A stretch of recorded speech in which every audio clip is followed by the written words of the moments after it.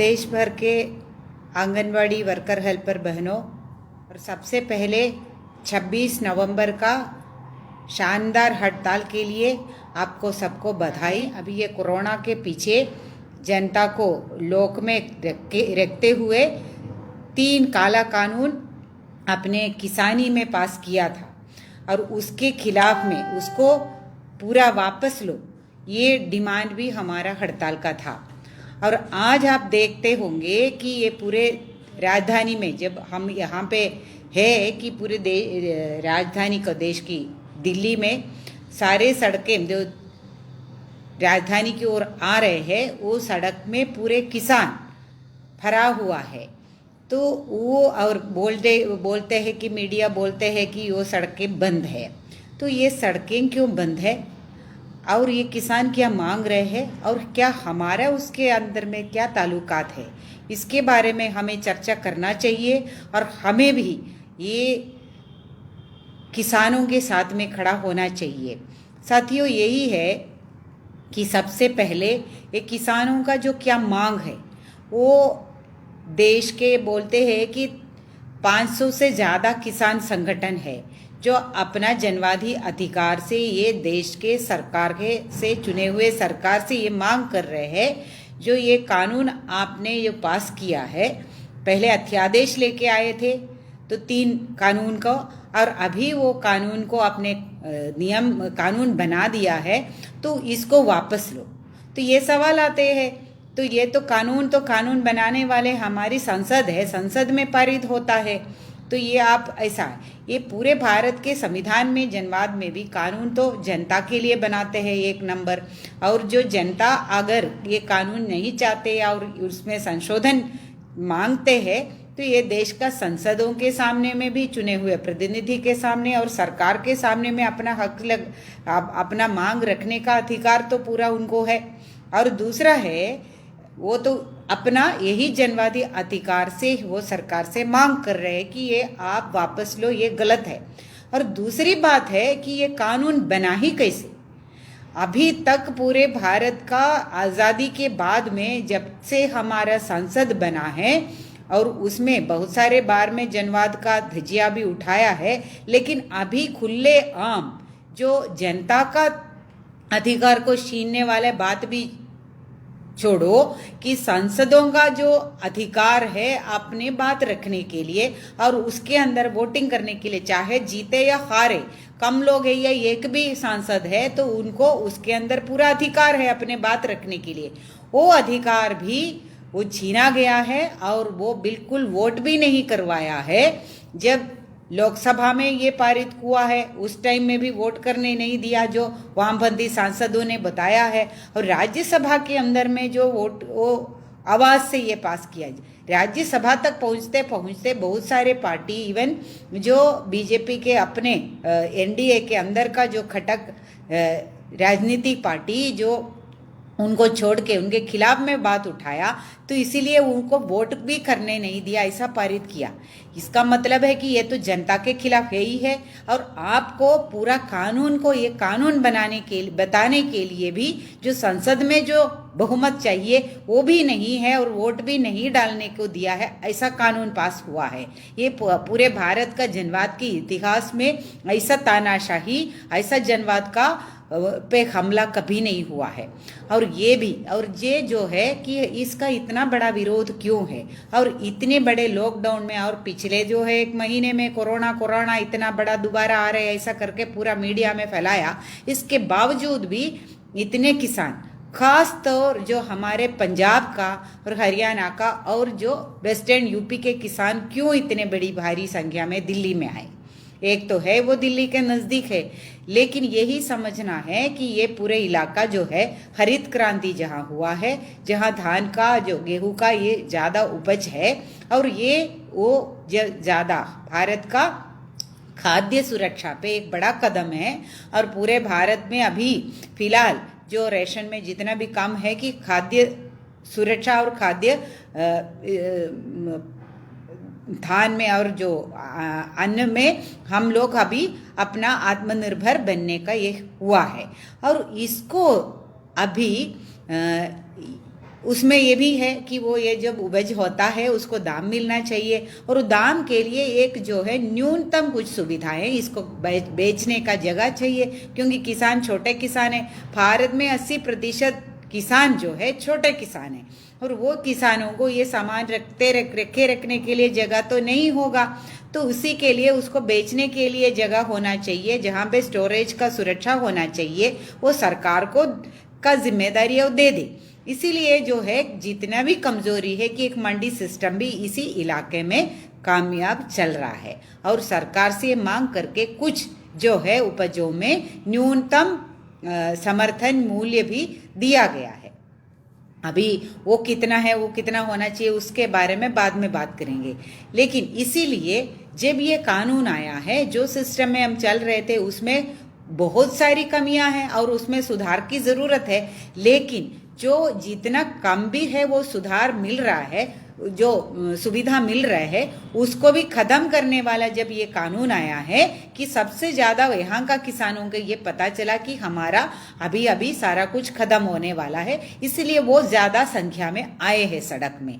इसीलिए पंजाब के किसान ये तो सवाल उठाते हैं कि क्या पंजाब के किसानों को ही सवाल है, उनका ही सवाल है, दूसरे को कोई समस्या तो नहीं है। बात वो नहीं है कि वो उनका आज ही उनका असर उसको पता चला है, और इसीलिए वो लोग बड़ी भारी संख्या में इस इलाके का किसान सड़क में आया है।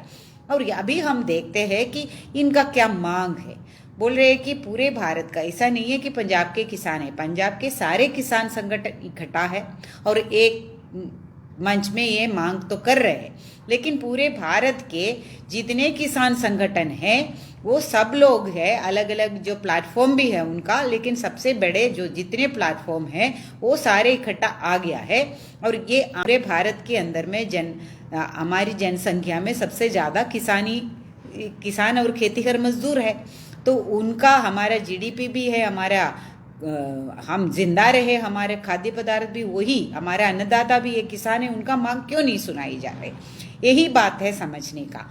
पहले इनका ये मांग क्या है, उनका ये मांग है कि ये 3 कानून जो पास किया है वो 3 कानून वापस लो, और एक जो है जो वैद्युति के अधिनियम लेके आ रहा है, वो एक कानून लेके आ रहा है इलेक्ट्रिसिटी बिल 2020 का, उसको आप रखो ही मत, उसको भी वापस लो। 3 कानून ऑलरेडी पास हो चुका है, तुमने जनवाद को धजिया उठा के उसको भी वापस लो, और ये इलेक्ट्रिसिटी बिल को भी वापस लो। दूसरा कोई मांग अभी फिलहाल वो बोल नहीं रहा है, सब लोग बोले पहले ये तो करो, बाकी ऐसा बात नहीं है कि हमें दूसरा मांग नहीं है, इसी के लिए हम दिल्ली में आए हैं, ये वापस करो तो फिर बात करेंगे। तो यही है ये मांग। तो हम देखते हैं कि इसमें क्या दिक्कत है। प्रधानमंत्री अपनी मन की बात में और यार की बात में, सबके बात में बार बार बोल रहे हैं कि सबको गुमराह किया जा रहा है, और किसान क्या बेवकूफ़ है, दूसरे के गुमराह करने से गुमराह हो जाता है? क्या समझ रखा है ये देश का, ये देश को जनवाद को बचा के रखने वाले, ये देश की मेहनत कश हो सकता है उसमें से जो आपका जो डिग्री वगैरह कम होगा, लेकिन अपने ज़िंदगी के बारे में सोचने का पूरा उनका काबिलियत है, और अपने ज़िंदगी में क्या हो रहा है ये जनवाद में जो उन्होंने अलग अलग लोगों को चुना है, तो अपनी समझ से पूरी समझ है, वही समझ हमारी भारत का जनवाद को जिंदा रखा है, तो वही समझ से ही वो कानून के बारे में भी अपना सोचते हैं और अपना लड़ाई लड़ते हैं। तो उनको सबसे पहले बेवकूफ़ मत समझना कि कोई किसी भी आके गुमराह कर लिया तो वो गुमराह हो जाते हैं, और इतना बड़े तादाद में इतने ठंड के अंदर में यहाँ आ जाते हैं।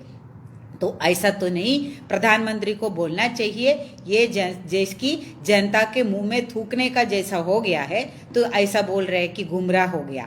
तो ये है कि ये जो और बोल रहे कि इतना बढ़िया हमने बना दिया, अभी तक नहीं हुआ स्वतंत्रता के बाद में, अभी किसान आज़ाद हो गया। किसान क्या आज़ाद हो गया या कौन आज़ाद हो गया, यही हम देखना चाहते हैं कि सबसे पहले जो कानून है, तीनों में से सबसे पहले का कानून है कि एसेंशियल कमोडिटीज एक्ट अमेंडमेंट, तो वो है कि अवश्य वस्तु अधिनियम का संशोधन कानून। तो ये कानून के अंदर में क्या है, सबसे पहले यही है कि ये कानून पहले क्या था, पहले यही है कि पूरे भारत के अंदर जो जनता को खाने पीने के लिए व्यवस्था होना चाहिए। व्यवस्था होना चाहिए तो इसके अंदर उपज होना चाहिए खाद्य पदार्थों का। इसीलिए खाद्य पदार्थ उत्पाद करने के लिए भी कुछ कानून है, कुछ पाबंदियां उसको खत्म ना करे उसके लिए। और जो पदार्थ उत्पन्न हो जाता है, खाद्य पदार्थ या बहुत ज़रूरी चीज़ें हैं, आवश्यक वस्तुएं हैं, उसको कोई बनाया है फिर कोई अपना पास में रख के बेच नहीं रहा है। जैसा काला बाजारी जिसको हम बोलते हैं कि पूरा का पूरा मैंने खरीद लिया है, अपने पास रख दिया है और हम बेच नहीं रहा है तो किसी को मिलेगा नहीं। तब जो है जाके मैं अपना मर्जी का उसका दाम लगा देंगे। ऐसा बड़े बड़े कंपनी लोग हैं, बड़े बड़े पूंजीपति लोग हैं, ऐसा ना करें ताकि जनता को अपनी आवश्यक वस्तुएं अपने कम दाम में जो मिले। इसके लिए ये देश में भक्ष्य सुरक्षा को भी कायम रखने के लिए जो कानून बना है वही है अवश्य वस्तु अधिनियम। उसके अंदर ये भी कहा गया है कि वो नॉर्मल तो एक है, हमारे फूड कॉरपोरेशन ऑफ इंडिया है, हमारी जो है गेहूँ धान ये सारा वो अपने पास रखेंगे। जो हमारे आंगनवाड़ी के अंदर में खाना भी उसी से देता है, उसी में से हमारा जो आटा और चावल आते हैं और वही है हमारे रेशन शॉप में जाते हैं जो पीडीएस के अंदर में, और वही है हमारे स्कूल के अंदर में बच्चों को खाना खिलाने के उधर से जाते हैं। तो सरकार अपने फूड कॉरपोरेशन ऑफ इंडिया में ये लेके खरीद के रखते हैं किसानों को अपना न्यूनतम मूल्य देके। और ये जो है हमारा रेशन में सब जनता को, गरीब हो अमीर हो, कि कम से कम इतना खाने पीने का व्यवस्था हो, इसी के लिए हमारा रेशनिंग सिस्टम भी बनाया है। अभी तो उसका काला नीला पीला कार्ड बना के एपीएल बीपीएल वगैरह करके उसका भी धज्जिया उठाया, वो अलग विषय है। लेकिन ये जो सिस्टम है वो उसके लिए, और उसमें है कि कुछ पाबंदियां लगाया है कि इसका काला बाजारी ना हो और इसका दाम और अपने मर्जी ना बढ़ाए। तो इसके लिए था ये कानून। उसके अंदर में कुछ चीज़ें रखा है कि इसके अंदर में खाद्य पदार्थ, अभी इसके अंदर से जो हमारा दाल है बाकी ऐसा चीज़ें जो है उसको उसके अंदर से हटा दिया कि माने कि आपका दाल वगैरह अभी काला बाजारी कर सकते हैं। ऐसे चीज़ों को उसके अंदर में जो आवश्यक वस्तुओं का कुछ चीज़ों को उससे अंदर से आलू है प्याज है ऐसे कुछ चीज़ें उसके अंदर में रखा था कि ये सबके लिए चाहिए ज़रूरी चीज़ें हैं, उसको हटा दिया। इसका मतलब है कि वो अभी काला बाजारी हो सकता है। ये तो अभी हमारे सामने में आ ही रहा है। प्याज और आलू तो अभी इस मौसम में भी कितने दाम में हम खरीद रहे हैं। और ये सिर्फ और सिर्फ ये नहीं है कि वो बारिश ज़्यादा हो गया इसके लिए नहीं हो रहा है, ये काला बाजारी सरकार खुद प्रमोट कर रहे हैं इसके लिए हो रहा है। और ये भी नहीं, ये तो है हुआ है ठीक है, लेकिन अभी हमारे यहाँ पे जो हमने देखा है कि ये एक महामारी आ गया तो सरकार ने रेशन के लिए घोषणा कर दिया। घोषणा करने से तो नहीं होगा ना, घोषणा करने के लिए अपने पास में दाल चावल तो होना चाहिए जो लोगों को दे, तो आपके एफसीआई के अंदर में होना चाहिए। तो और वहाँ पे पाबंदी ना होना चाहिए कि सरकार के और दूसरे लोग उसको काला बाजारी ना करे, इसके लिए पाबंदी होना चाहिए। तो ये कानून में से ये इन्होंने ये किया है कि अभी जो आवश्यक वस्तु है उसको अभी कोई भी कितने भी मर्जी क्वांटिटी में कितने भी किलो में अपने पास रख सकते हैं। जो अंबानी अदानी जैसा बहुत बड़े दुनिया के सबसे बड़े पूंजीपति है और वो अपना पूरे भारत के अंदर कितना दाल है चावल है धान है वो पूरा खरीदने को ताकत भी रखते हैं, तो वो खरीद के अपने पास रख सकते हैं और वो बेचे ना और अपना मर्जी दाम बढ़ा सकते हैं, उसके लिए कानून हो गया। लेकिन बाद में ये लिखा है लेकिन ये कानून उनके लिए लागू नहीं होगा, माने ये पाबंदी उनके लिए नहीं होगा जिनके पास में जो एक्सपोर्ट का ऑर्डर भी हो और इतनी अपनी जो पास में जो खरीद करने के लिए गोडाउन की क्षमता हो वो उतना कर सकते, उसके ऊपर में ये पाबंदी लागू नहीं है। इसका मतलब क्या है? इसका मतलब है कि अदानी का मोगा के अंदर में बड़ा गोडाउन बनाया है, उसके अंदर जितना कैपेसिटी है, हो सकता है कितने भारत के अंदर उपज होगा वो पूरा रखने का कैपेसिटी है, तो वो कैपेसिटी भर के लोग चीज़ें रख सकते हैं। चाहे कोई युद्ध भी हो पाकिस्तान के साथ में या किसी कंट्री के साथ में हो, या बाढ़ हो गया या कोई कोरोना जैसा स्थिति हो गया, तो वो खरीद सकते हैं, अपने पास रख सकते हैं और विदेशों में बेच भी सकता है। ये कानून है। तो ये किसके लिए बनाया है?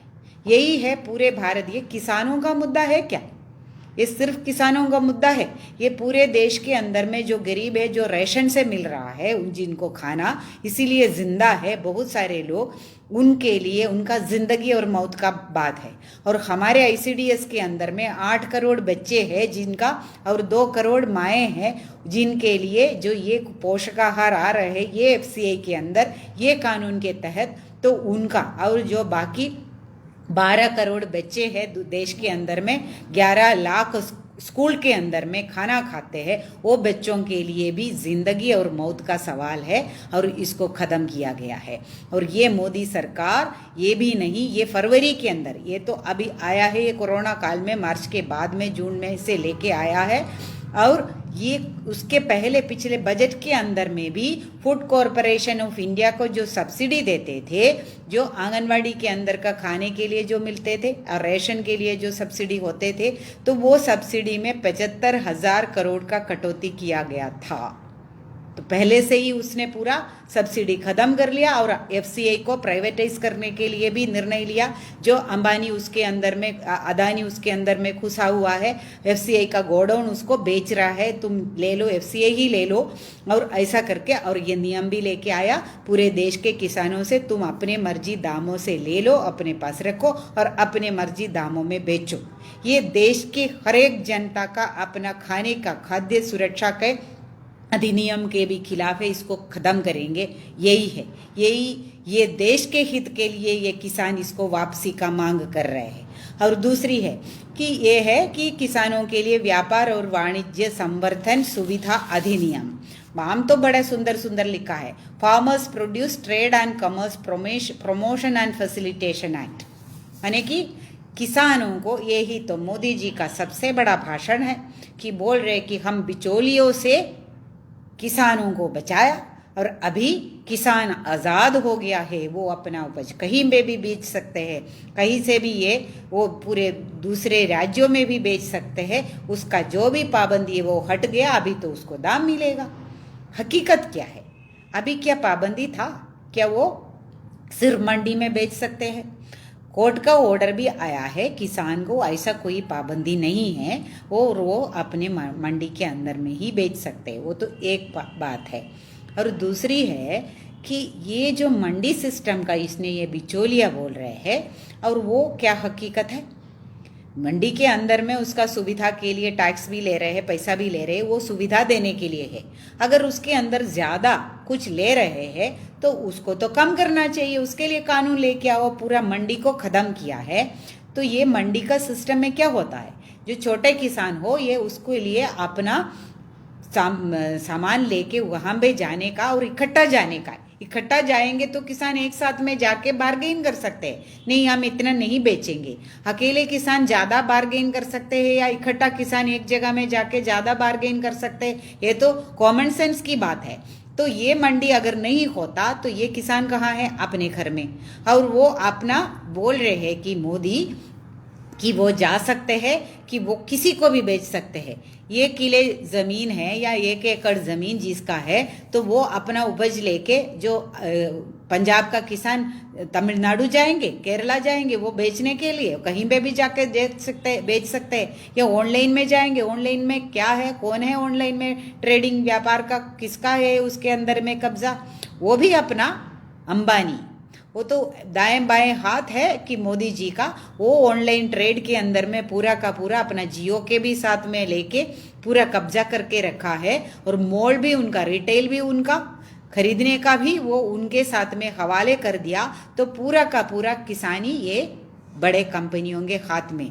और ये लोग ये विदेशी का पूंजी का और विदेशी कंपनियों को जो है हमारे को बोलते हैं, जब वोट देने आता है पाकिस्तान वाला है, फलाना है, विदेशी को नहीं है, आत्मनिर्भर बनो, स्वदेशी बनो। लेकिन ये कंपनियां जो विदेशी कंपनियों के साथ में तालमेल कर रहे हैं और उसके इशारे पे चलते हैं। अंबानी ने गूगल के साथ में और अमेजोन के साथ में अपना तालमेल बनाते हैं और उनके इच्छा के लिए ये करते हैं, तो तब तो कोई स्वदेशी नहीं होता है। और इसका मतलब है कि भारत का ही नहीं, ये बहुराष्ट्रीय कंपनियां भी, और उनके इशारे के लिए हमारे खाद्य सुरक्षा पे हम क्या किसान पैदा करेंगे और उस पे उनका एक जो है कब्जा हो जाएगा।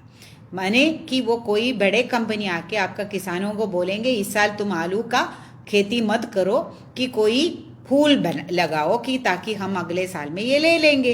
क्योंकि किसान जो है कोई जाके वहाँ पे मंडी तो है नहीं, कहाँ जाके बेचोगे, वो आके आपसे ले लेंगे। आपका ऑनलाइन में होगा तो सामान तो लेके जाना है, वो तो कंपनी आएंगे। तो इस तरीके से जो और बोल रहे हैं कि तुम एक एक किसान उनके साथ में एग्रीमेंट करेंगे, एक एक किसान ठीक है कि मान लिया मोदी जी जो बोल रहे सही है, एक एक किसान क्या अंबानी के साथ में, अंबानी एक एक किसान के साथ में एग्रीमेंट बनाएंगे, उसमें बिचौलिया नहीं होंगे। तो किसको बेवकूफ़ बनाने के लिए बोल रहे हैं? जहां किसान एक साथ में जाके मंडी में अपना बार्गेनिंग कर सकते थे अपने दाम के लिए, तो वहां पे उसको खत्म करके बोल रहे हैं कि सीधा अंबानी से बार्गेनिंग करो और उसमें बिचौलिया नहीं होगा। तो जो बिचौलिया है और जो अभी किसान को परेशान कर रहे हैं वो होगा उनका कमीशन एजेंट, और वो उसका जो मुनाफा होगा तो वो अंबानी को जाएगा। यही पूरा सिस्टम बनाया है। और उसके अंदर सबसे खतरनाक चीज़ यही है कि इसके अंदर में कोई भी किसान को कोई भी किसी मान लिया तो इसके अंदर में हो गया, कुछ लोगों का फायदा हुआ, ये सारा वो कहानियां बता रहे हैं ऑनलाइन में किया है, कितने किसानों को कहाँ पे फायदा हुआ है कि आम किसानों को जाके पूछो, अभी भी यही है पिछले फसल में क्या हुआ है। और वो ये भी नहीं कि उसको किसी को दाम नहीं दिया, कि जो दाम के लिए वादा किया है, सामान लेके गया, दाम नहीं दिया, तो वो कहाँ जाके शिकायत करेंगे। अभी बोला है कानून के अंदर में कि वो यहाँ पे पूरे और ऑनलाइन में व्यापार हुआ, कहाँ पे जाके आप देख भी नहीं रहा है कि कोई हमारा माल खरीद रहा है। तो वो लिखा है कि केस करने के लिए पूरे भारत के अंदर में कोई सिविल कोर्ट में आप उसका केस भी नहीं कर सकते। ऐसा कोई संविधान के खिलाफ में ये कानून पास किया है। बोला है कि इसके अंदर में कोई भी अपने कोर्ट के अंदर में अपना कंप्लेन भी नहीं बोल सकते हैं। यही है ये farmers produce trade and commerce promotion. ये किसका प्रमोशन है? किसानों का ट्रेड का प्रमोशन है या अंबानी अदानी का ट्रेड का प्रमोशन है? ये तो सामान्य सोच में से ही पता चलेगा। और वो बड़े बड़े भाषण बड़े जोर जोर से देने के लिए ये सरकार का पूरा कॉरपोरेट परस्त, ये जो पूंजीपतियों के लिए पूरा देश को बेच दिया है, पूरा कंपनी बेच दिया है, फूड कॉरपोरेशन बेच दिया है, और किसानों को भी उनका गुलाम सीधा बना रहे। वो भी उसने जो लैंड एक्विजिशन में कॉरपोरेट ये भूमि भी ले सकते हैं, यही कश्मीर के अंदर भी बनाया है। कश्मीर के अंदर में ये नहीं है कि भारत का दूसरे लोग जाके ज़मीन लेंगे। अभी कश्मीर में कानून लेके आया है कॉरपोरेट लोग जाके वहाँ पे जंगल हो या ज़मीन हो या पूरा टेक ओवर कर सकते हैं। उसके लिए ये कर भी दिया है इस बीच में, पिछले महीने में ही। इसका मतलब हमारा ज़मीन भी और हमारा किसान का ज़मीन भी, और किसान उसके अंदर में क्या खेती करेगा उसको तय करने का हक भी ये पूरा कॉरपोरेट के हाथ में दे दिया। और ये भी बताया कि तुम भारत के अंदर में कोई कोर्ट के अंदर उसके खिलाफ में केस भी नहीं कर सकते। ये मोदी जी का प्यारा बड़ा घोषणा वाला कानून है। और ये है जो है कानून कि farmers empowerment and protection agreement of price assurance and farm services act, बड़ा लंबा नाम है। वो है कि किसानों का मूल्य आश्वासन और फार्म सेवा अधिनियम, किसानों का सशक्तिकरण और संरक्षण का कानून। तो यही है कि वो कानून के अंदर में नाम में क्या है, जो नाम में लिखा है कि मूल्य आश्वासन। और नाम दे के लोग सोचेंगे कि इसको किसानों को तो मूल्य मिलेगा, लेकिन ये कानून के अंदर मूल्य के बारे में बिल्कुल एक भी शब्द नहीं लिखा है। और इसमें क्या फिर लिखा है कि ये जो है कोई केंद्रीकृत प्रणाली से इसका पूरा किसानों का खेती के अंदर में जो पाबंदी था कि एक राज्य से और ये इसके अंदर में आके इसको लेके जाने के लिए और इसके अंदर में मूल्य देने के लिए जो पाबंदी था उसको हटा दिया गया है और यही अधिकार जो है कॉरपोरेट अपने हाथ में लिया है। और ये जो अभी जो यही जो चीज़ें जो सारे देखते हुए कि हमें ये क्या समझ में आता है, ये सारे किस लिए कर रहे हैं, ये जो पूरे देश के अंदर में अभी जो भी सिलसिला जारी है वो हर एक चीज़ में, ये हर एक चीज़ के अंदर में हमारे देश के अंदर में जो भी संपत्ति है वो सारे संपत्ति कुछ पूंजीपतियों के हवाले करने के लिए पूरा कानून नियम बना रहे हैं और उसके खिलाफ में आवाज़ उठाने के लिए जो भी जनवादी अधिकार है उसको ख़त्म करने के लिए यही मुनाफाखोर उनके लिए उनका जो है एजेंट का काम करने वाले सरकार है यहाँ पे। और ये हमारे असंवैधानिक नियम को ये पास कर रहे हैं। और ये जो है कि साथियों एक और है कि ये है कि इलेक्ट्रिसिटी अमेंडमेंट बिल, उसके अंदर में क्या समस्या है। इलेक्ट्रिसिटी अमेंडमेंट बिल के अंदर में यही है कि पूरे देश के अंदर सरकारी कंपनियां जो है बिजली बनाते थे और जो लोगों में पहुंचाते थे, क्योंकि ये जो है ये कोई भी बना ले अपनी मर्जी में करे, ये तो सबको मिलना चाहिए बिजली का भी अधिकार, जो अपने लिए पावर जो है उसके बिना बिजली सबको मिलना चाहिए, उसके लिए जो अधिकार भी होना चाहिए। लेकिन सरकार ने वो सरकारी कंपनी के थ्रू बनाएंगे और लोगों को देंगे, ये वाला मांग है जनता का, आम जनता का, जो मिनिमम सर्विस के अंदर वो आना चाहिए। लेकिन वही चल रहे थे तो उसके अंदर में ये अभी उसका पूरा निजीकरण के लिए कानून 2003 में ही ये लेके आया था और उसी को चलते हुए आपको खुद को महसूस है कि 6 से 8 गुना ज़्यादा दाम अभी ऑलरेडी बहुत सारे जगह में हो रहा है, जो केरल छोड़ के। और ये भी नहीं, जो उत्पादन है और उसका वितरण है उसका भी एक ही कंपनी के अंदर एक ही इलेक्ट्रिसिटी बोर्ड थे, तो अभी बोल रहे इसको सारे को अलग करो, अलग कंपनियां बनाओ, तो अपने अपना मुनाफे के लिए सोचो, आम जनता के लिए मत सोचो। और बड़े जो है प्राइवेट कंपनियां हैं, फैक्ट्रियां हैं, वो लोगों को अलग रेट में बिजली मिलते हैं। अभी आप लोगों को मालूम है कि हम बोलते हैं कमर्शियल रेट में, और वो कमर्शियल रेट से जो इलेक्ट्रिसिटी सरकारी इलेक्ट्रिसिटी बोर्ड को जो मुनाफा आते हैं वो गरीब किसान को और आम जनता को उसका सब्सिडी देते हैं। जैसे दिल्ली वाले ने किया, दिल्ली का सरकार ने यही किया है, हम बोलते हैं क्रॉस सब्सिडी, जो ज़्यादा पैसा करके मुनाफा कमाने वाले से टैक्स ले लो और जो गरीब लोग हैं उनको उसके लिए सुविधा दे दो। ये जो है इसीलिए हमारे किसानों को बिजली सस्ते दर में मिलते थे, इसीलिए हमारा इतने सस्ते में हमारा अनाज भी मिलते हैं। जितना सस्ता तो नहीं है, वो महंगाई हो रहा है। तो ये अगर इसका बिजली का दाम भी प्राइवेट को मुनाफा लेने के लिए और क्रॉस सब्सिडी खत्म करने के लिए, ये कानून के अंदर वो सब्सिडी खत्म है, इसका मतलब है सबका एक दाम होगा बिजली का, और बिजली का दाम 10 से 15 गुना बढ़ेगा। तो ये किसान ऑलरेडी जिनको उपज में के लिए भाव नहीं मिल रहे हैं वो कहाँ जाएगा। तो इसका मन बोलते हैं इनपुट कॉस्ट है, जो जिसके अंदर खाद चाहिए, बीज चाहिए और बिजली चाहिए, पानी के लिए पानी का सुविधा होना चाहिए। तो वो जितना भी अभी कर्जे के वजह से जो खुदकुशी कर रहे हैं, जितना किसान खुदकुशी किया है पिछले 20 साल में, उतना तो कोरोना में नहीं मरा है, और उससे भी ज़्यादा बड़ा महामारी है ये सरकार की पॉलिसी। उसको चलते हुए ये किसान आत्महत्या करने पे मजबूर हुआ।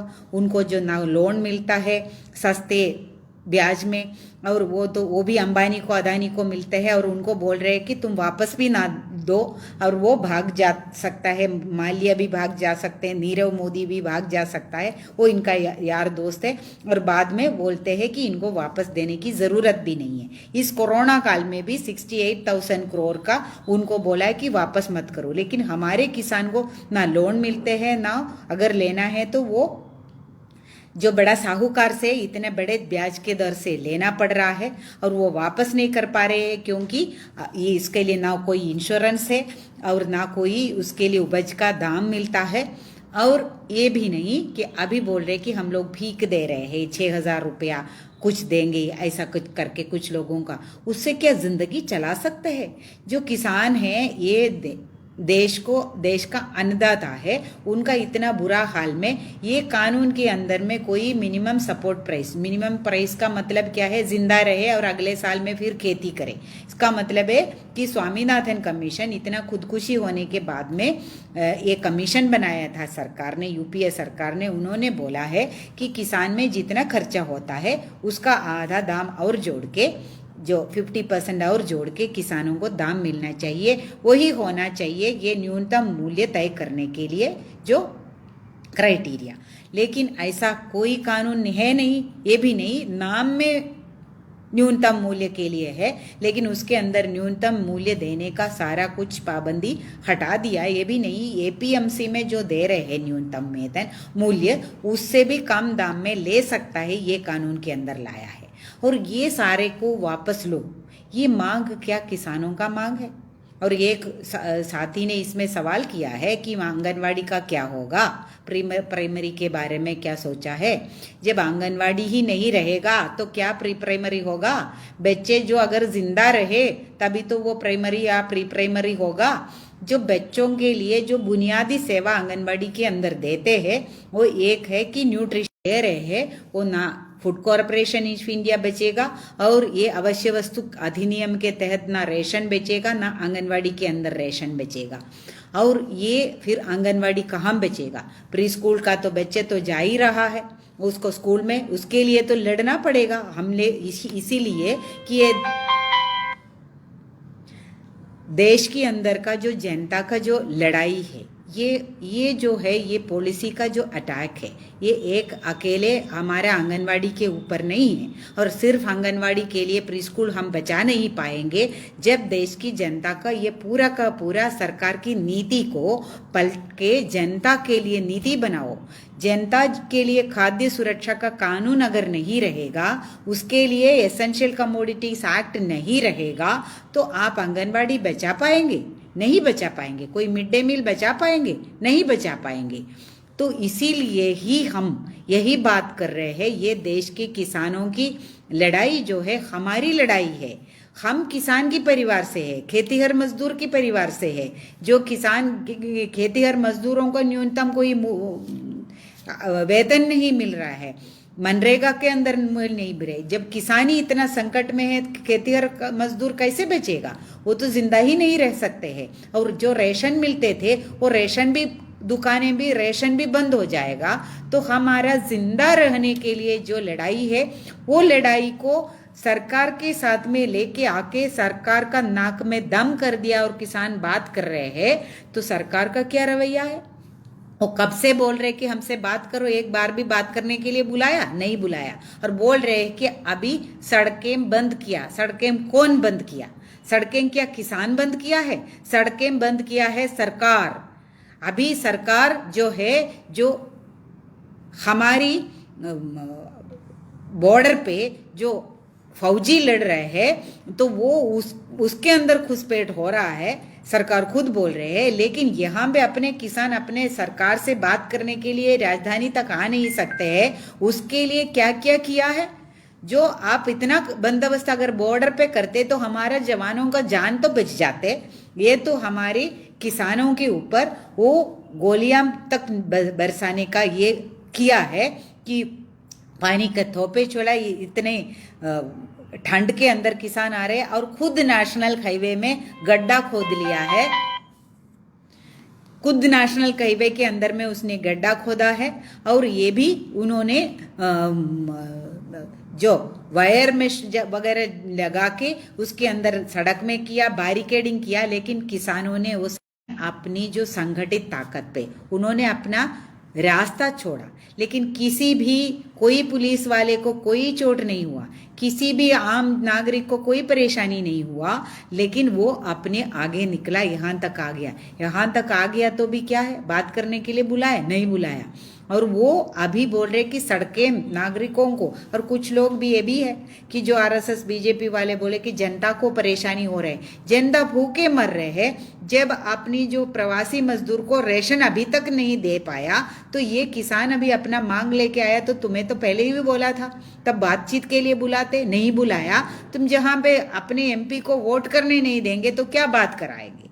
और ये अभी बात करने पे भी मजबूर कर दिया है किसानों ने। किसान की क्या स्थिति है और उनका आंदोलन का क्या स्थिति है, हम ये कोशिश करेंगे आपको लाइव में आपके सामने में लेके आने का। हमारी बहुत सारी आंगनवाड़ी बहनें भी जो किसान के परिवार से है, वो भी इधर, वो खुद किसान है, खुद खेती करती है, खुद अपना कटाई बिजाई ये सारा करती है, वो लोग भी आए हुए हैं। हमारी अपनी लड़ाई है। हमारे बहुत सारे लोग हैं कि जो खेतीहर मजदूर है, उसका काम भी करती है, तो वो हमारी अपनी लड़ाई है। उनके लिए यहाँ पे हमारे पंजाब से हरियाणा से लोग आए हुए हैं, तो ये आपको हम वहाँ पे ही दिखाएंगे। हमारी लीडर लोग भी, हमारे कैडर भी गए हैं। तो ये एक जो लड़ाई हमारे अपनी लड़ाई है, वो लड़ाई के समर्थन में देना हमारा फर्ज बनता है। इसीलिए हमारी हड़ताल का मांग के अंदर में ये खाद्य सुरक्षा के लिए ये आवश्यक, ये सारा काला कानून वापस करने के लिए और हमारे लेबर कोड को वापस करने का हमने मांग रखा है। और यही हमारी जनवादी अधिकार है आंदोलन करने का, उसको भी खत्म कर रहे हैं। वही एक किसानों के साथ में ये कर रहे हैं ये सरकार, उसके खिलाफ में हम लोगों को भी किसानों के साथ में पूरे देश के अंदर नहीं है। तो ये सरकार, कितने बार हमने दिल्ली मार्च किया है, हमारे अपने स्कीम वर्कर को मांग लेके, आंगनवाड़ी को मांग लेके, कभी भूख देखते, कभी हमारे बात सुनते नहीं है। कितने रैलियों किया है हमने, तो वो अभी किसानों के साथ में भी वही करने की संभावना ज़्यादा है। आपको याद होगा 2015 में मोदी ने जब हमारी पहले हड़ताल का ऐलान किया, तो ये एक मिनिस्टर का ग्रुप बनाया था। वही हम लोग जे बोले कि तुम लोग हड़ताल मत करो, हम मिनिस्टर का ग्रुप बनाएंगे ट्रेड यूनियनों को, लेकिन वो ग्रुप एक बार भी पिछले 5 साल में नहीं मिला। और अभी भी वही बात बोल रहे, अब किसानों को बोल रहे हम कमेटी बनाएंगे। तुम्हारे कमेटी तुम्हारे लिए ठीक है, हमारे ये है काला कानून पहले वापस करो और कम से कम जो एमपी लोगों को वोट करने तो दे, और ये जनता की आवाज़ सुनो। जनता के लिए नीति अगर नहीं बनेगा तो कोई सरकार बचेगा नहीं है। यहाँ पे वो खुद बोलते हैं भाषण के अंदर में, जनता ही जनार्दन है। वो हम दिखा देंगे, सड़क में हम दिखा देंगे कि कौन जनार्दन है, कौन सड़क का फैसला लेने का हक किसका है। अगर कोई भी तानाशाही सरकार, वो अपने जनता के ऊपर वार करने वाला सरकार कभी भी दुनिया में बचा नहीं है। हो सकता है कि 1 साल 2 साल चला लेंगे अपने दम पे, अपने फौज के दम पे, इससे भी ज़्यादा अपने फौज के दम पे चलाने वाले जो हिटलर हो या कोई हो, उसका नारा तो हम देते हैं, ऐसा चलाया है, लेकिन कोई भी नहीं बचा है कोई सरकार। तो ये अभी हमारा ये विनती है साथियों कि हमारी ही लड़ाई है। जहाँ पे भी आह्वान है, ऑल इंडिया किसान सभा है हमारी, वो संगठन है, और ऑल इंडिया किसान संघर्ष कोऑर्डिनेशन कमेटी है, और ये पूरा जो मोर्चा है उन लोगों का आह्वान है जो 3 तारीख को सड़क में आने के लिए, कल को सड़क में आने के लिए किसान सभा ने, सीटू ने सब मिलके चक्का जाम का कॉल दिया है प्रतिरोध बनाने के लिए। हमें मालूम है कि 27 तारीख से किसानों के समर्थन में हमारी आंगनबाड़ी बहनें सड़क में उतर रहे हैं। ये 3 तारीख को है, 5 तारीख को भी है। इसका मोदी का पुतला जलाने का ये सारा फैसला किया है, तो वो सारे में जम के भाग लो। और एक और विनती है साथियों कि ये सारे आंदोलन के लिए फंड भी चाहिए, उसके लिए भी आह्वान किया है किसान सभा ने। उन्होंने मांग किया है कि हमारी आंदोलन के लिए, और ये आंदोलन एक दिन में ख़त्म तो नहीं होगा, तो ये आंदोलन आगे भी चलेगा। और हमारा मजदूर और किसान का एक ही मांग लेके अपने जनवादी अधिकार के लिए, अपने जिंदा रहने के लिए अधिकार के लिए हमारा आंदोलन चलेगा। उसके लिए किसानों के लिए फंड भी दे दीजिए।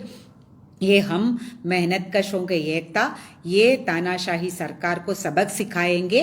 और जो हम लोग हमारा नारा हमेशा जो देते हैं, जो सरकार निकम्मी है वो सरकार बदलनी है। अगर नीति नहीं बदलेगा तो सरकार बदलेंगे, ये चेतावनी देना है। तो भारी संख्या में सड़क में आप लोग आएंगे, ये पूरा उम्मीद के साथ में।